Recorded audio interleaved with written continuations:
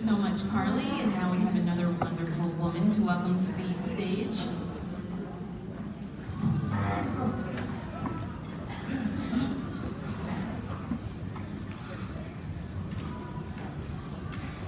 Carly was pretty amazing, wasn't she? Hard to follow. Wow, this is very impressive. My name is Lynn Easton, and I am the founder. Do I sound okay? Good.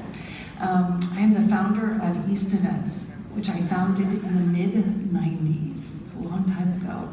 But about 8 years ago, we founded, let me get my slide. So that's our East Events logo. So about 8 years ago, my partner and I founded Easton Porter, which is a hospitality group. We have 4 properties. The first one is Pippin Hill Farm, which is in Virginia. It's a winery. We did 62 weddings there last year. The next one is Red Pump Kitchen, another little restaurant in Charlottesville.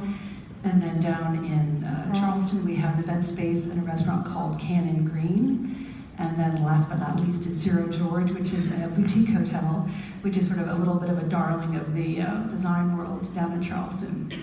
So we've been really, really busy, and we've been really successful. We have 2 other projects that we just signed a letter of agreement with, so we've been working really hard. So Rebecca and Catherine wanted me to come and talk about essentially how I went from a little tiny event planning company with me in Charlottesville, Virginia, a very tertiary market, and essentially leveraged it into a national brand, and then how we took that national brand and leveraged it into a hospitality group. So, I wanted to share with you my 5 steps to success. So, the first one is that you have to have grit. Grit is my new favorite word. Grit, to me, is that you have a singular focus, like almost a myopic focus on your goal. So my goal was to have a national reputation, and my goal was to build something that I could sell other than my event planning services. So an example of grit would be, we're doing a wedding, this is about 8 years ago, we're doing a wedding with, in Charlottesville, a big production. I mean, one of the tough things about coming out of a small market is that literally nobody knows who you are. So how do you get people to pay attention to you? So we went out and we asked Jose Villa to come and shoot this wedding for us. So he says, yeah, I'd love to, and we knew what a complicated logistical production was going to be. But I still went to him and I said, I would love, after the wedding, if you would come to Charleston and you would shoot an editorial feature with us.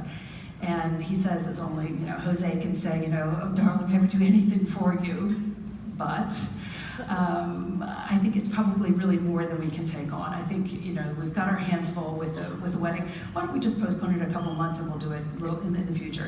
And I said, this is really important to me. I really want to do it. I promise you, I'll give you a great shoot. He said, okay. So we all know how this is. You spend 5-day install. You don't sleep. You don't eat. You barely shower. We crawled in bed at 2 o'clock in the morning. We got up at 6 o'clock in the morning. We drove to Charleston. And we knocked it out of the park, this shoot. I mean, these images are still whirling around the world of social media. And we did a really awesome, awesome feature. And why was that important? Because literally we were hooking our wagon onto Jose's very shiny star. And that was the first time that essentially we had the combination of having a really national vendor cover our work, but we weren't doing it in Charlottesville. We were doing it in Charleston, with all those beautiful live oaks behind us. So that was really the first time that we were able to really get on the national stage. And what it took to do that and to get in the car and to drive down, it also took a lot of hard work to do that, because basically we were doing a wedding and a shoot at the same time. And I'm going to say something that a lot of you are probably not going to agree with, particularly the millennials in the group. But I believe that if you want to affect groundbreaking entrepreneurship, you have to be willing to let work-life balance fly out the window. That you really, during a period of intense growth, which is what we're in, I haven't taken a vacation in as long as I can remember, that you just have to be willing, or it's not willing, because I know we're in the industry where we all are working hard, but you have to be able to work hard. So I was talking to Julie Sabatino, where's Julie? And she said, we were talking last night, she's got young children, and I said, this may not be your time to grow your business when you have young children. If you have elderly parents, it may not be your time. You have to find the time where you have both grit, this singular focus on your goal, and the ability to actually put in the time. The second thing you have to be able to do is you have to be willing to take risks. So for me, we've risked really big. Our first project was Pippin Hill Farm, and we went to the bank and said we'd like to borrow $3 million. And they said, well, we'd love to give you $3 million, but we need a lot of collateral. We need to put the equity up against the loan. So we sold our house in San Miguel de Allende, which is in Mexico. We had a fabulous second house. That doesn't sound too bad to sell your second home for your big idea. And then we went back to the bank, and the bank said, that's really not enough money. So they said, but we'll take your home as a, thank you, Marcy, I love you. Thank you, Marcy. Girl's taking care of me. Sorry, can you tell I'm a little nervous? Thank you, guys. Okay, where was I? We went to the bank. So they said that they would take our home as our, against the loan. So, that was a really tough decision. I mean, for us, I think for most of us, your home is your, it's your heart, it's your heat, it's where your whole universe is. And we, with much wringing of hands and angsting and sleepless nights, we decided to put our house up against the loan. And we thought Pippin Hill really better work. And literally, it was like, every morning we'd wake up, it would feel like I have this anvil on my chest because the worry of, losing our home. And we were, the idea was that we would have to sell, we're literally trying to get brides in the door to get them engaged, and they were like, we were doing hard hat tours, and they were like, no, I don't really think so. And I was like, every time I had a bride say, I'm gonna book somewhere else, I'm like, oh my God, I'm gonna lose my home. Anyway, spoiler alert, we did not lose the home.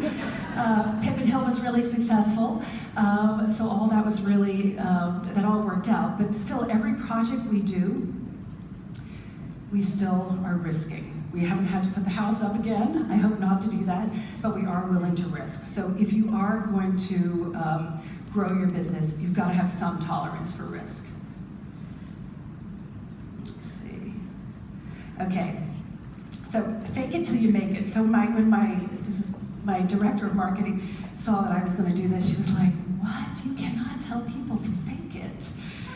And you can't tell people, it could be a really awkward soundbite, it'll get out on social media that, Lynn Easton tells people to fake it. But here's the dilemma. The dilemma is that I believe that most elite brides are looking for elite planners, or elite photographers, or elite makeup artists, whatever it is. So what do you do until you're elite? Now I was talking to somebody and they were saying, but you have to have something to back it up, and clearly I believe that everybody in this room is obviously an expert at their job, but not everybody else out there knows it. So there's gotta be an element of faking it.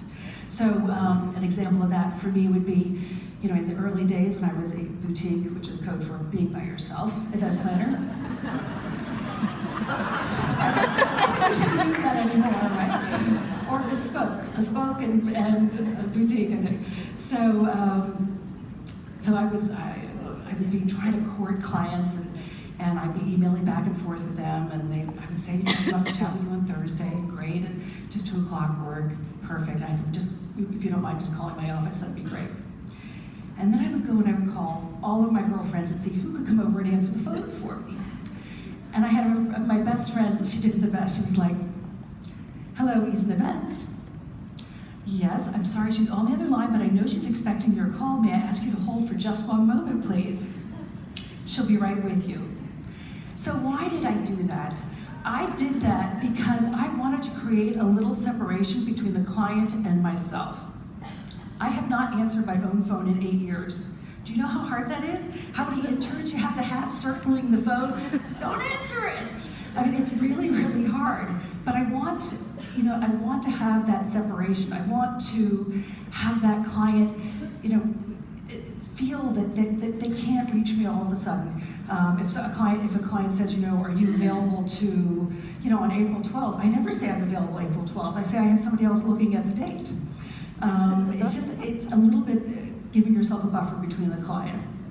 Another example of that would be, recently we had somebody said, I have a great potential client that you should take a look at, and she's in New York, so I emailed back and forth with this gal, and she said, well, I said, I'm coming to town next Wednesday, would you be available to meet?